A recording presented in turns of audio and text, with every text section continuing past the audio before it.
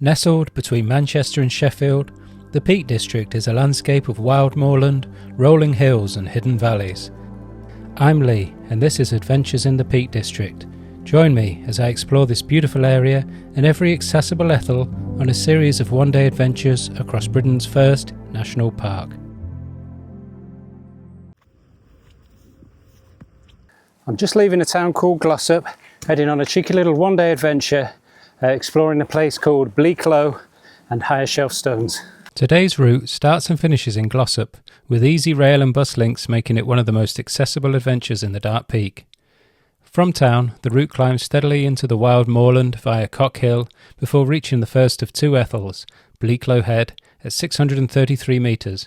From there, the route passes the wreckage and memorial of the B-29 Superfortress Over Exposed, which crashed here in 1948, before continuing to Higher Shelf Stones for expansive views across the Dark Peak. The walk then descends back into Glossop to complete a circuit of just over 10 miles with 522 metres of elevation gain.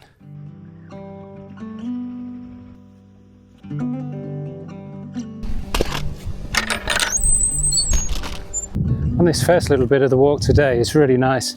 There's just loads of skylarks and curlews flying about, and they must be nesting in this long grass. It's really nice to see them up here.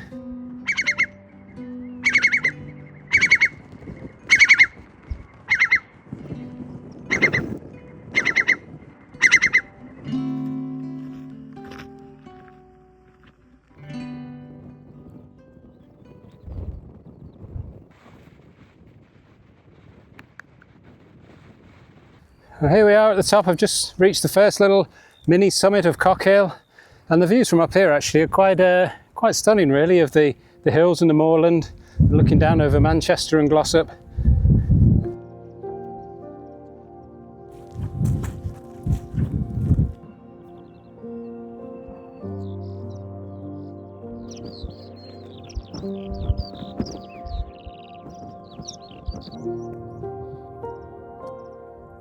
This area of Bleaklow and the surrounding moorland is one of the highest and largest blanket bogs in England, so you have to be really careful with your navigation around here. It can be thick mist and clag a lot of the time, and it's so boggy. Here you go, here's a good example. Put my pole in and it just goes and goes and goes. You do not want to go into that, let me tell you.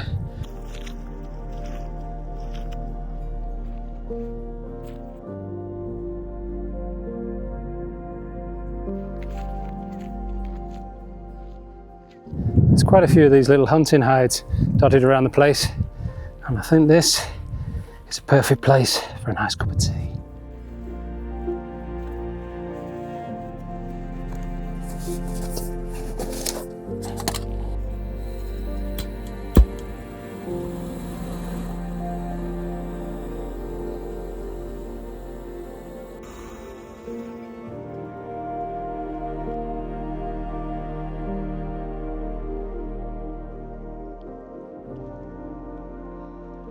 That was a lovely little break, and those birds' hides are perfect to duck down in out the wind to have a bit of lunch.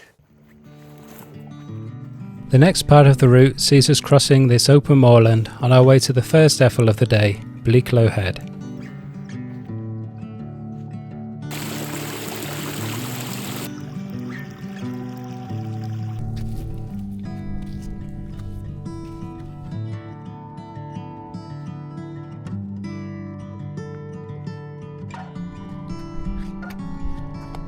We're not too far from Bleaklow itself now, and despite the name and despite the fact that it is undeniably bleak at times, I think it's actually an Old Norse word for black hill. The thing it's most famous for now, unfortunately, is that there was a horrible plane crash up here in the 40s, and there's still a lot of the wreckage remaining on the hillside.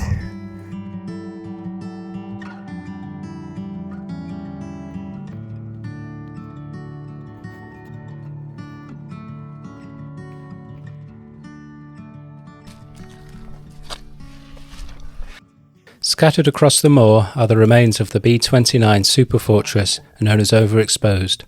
On the 3rd of November 1948, the American aircraft crashed here in poor weather whilst on a training flight.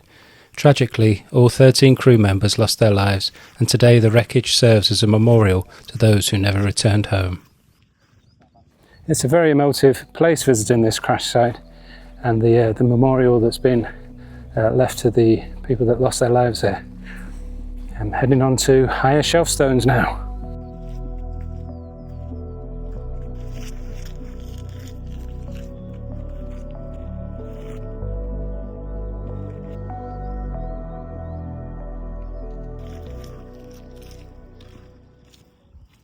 I'm just sat here now, chilling out by these rocks, and it seems about the right time to meet one of the locals. And by that, of course, I mean a local ale. What have we got here? It's a Buxton Brewery Stacked West Coast IPA, 5.2%. Tell me a little bit about yourself. You're big and fruity and citrusy. A classic West Coast IPA has all the heftiness and the mysterious rock formations found across the landscape of the Peak Districts. Thankfully, it's also a lot easier to raise to your lips. All right, let's give it a go.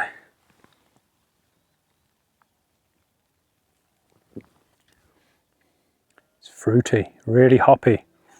It's not bad.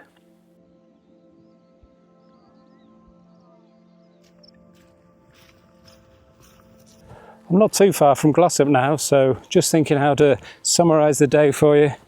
It's been a really nice day out. I think the positives for me would be the wildlife, the curlews and the skylarks, and listening to the lovely bird song all day has been really nice. Also, it's ticked off 2 Ethels, and you've got Bleaklow and higher shelf stones, so that's a big positive. And the crash site and memorial, obviously it makes you feel very thoughtful, very fortunate for things, and it's kind of very emotive. But it's very interesting to visit up there. And taking the route from Glossop, it's also very quiet. I think most people kind of park up and go to the memorial. So around that bit's a bit busy, but the rest of the route has been really quiet for me. The challenge is, I'd say, is definitely the bogs. It's one of the highest and largest bogs in England. So you have to be prepared to get a bit muddy, and you're kind of leaping over really deep peat bogs in places. So as long as you're prepared and kind of make it into a bit of a game and think it's fun, it's absolutely fine. Yeah, but a lovely day out.